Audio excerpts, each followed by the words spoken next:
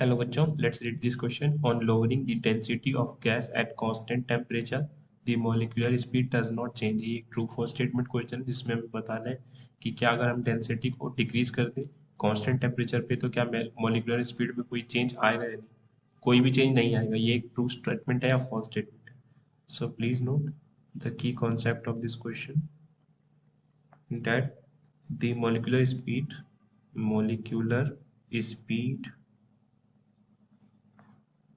of the gaseous molecules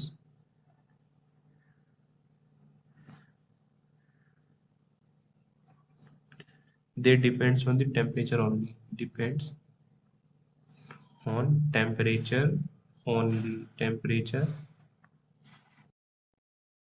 of the gas. को देखा है जो density is defined as mass per unit volume. सो इस क्वेश्चन में हमें हमें दिया गया कि हम डेंसिटी को डिक्रीज कर रहे हैं. डेंसिटी को डिक्रीज करना मतलब हम वॉल्यूम को इंक्रीज कर रहे हैं एंड डिक्रीजिंग डेंसिटी, क्योंकि मास तो लेट सपोज ये एक कंटेनर है जिसमें गैस का कुछ मास है. अब इसी मास ऑफ गैस को हम दूसरे कंटेनर में शिफ्ट करते हैं जिसका वॉल्यूम बड़ा है. क्लियरली वॉल्यूम बड़ा होने से इसकी डेंसिटी घट जाएगी. सो जब डेंसिटी घट गई है तो इसका मतलब वॉल्यूम बढ़ गई है. वॉल्यूम बढ़ने का मतलब ये जो एक मॉलिक्यूल दूसरे मॉलिक्यूल से कोलिजन करते थे, ये कोलिजन बस घट गया, क्योंकि इनके पास जब इतना सा स्पेस था तो लेट सपोज एक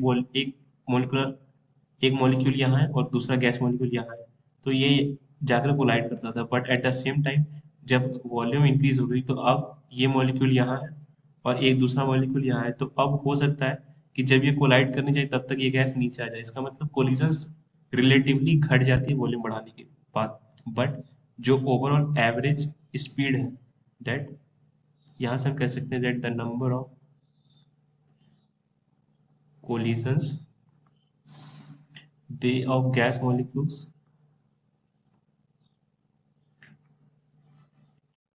decreases, but the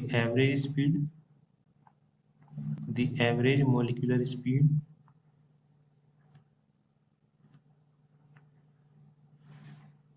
won't change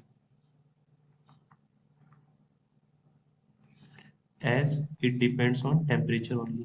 यानी जब तक टेम्परेचर को हम इंक्रीज या डिक्रीज ना करें तब तक मॉलिक्यूलर स्पीड चेंज नहीं होगा. Temperature of gas only. So ये जो हमारा स्टेटमेंट था डज नॉट चेंज वाला, ये तो गलत हो गया. ये तो टेम्परेचर पर डिपेंड कर रहा.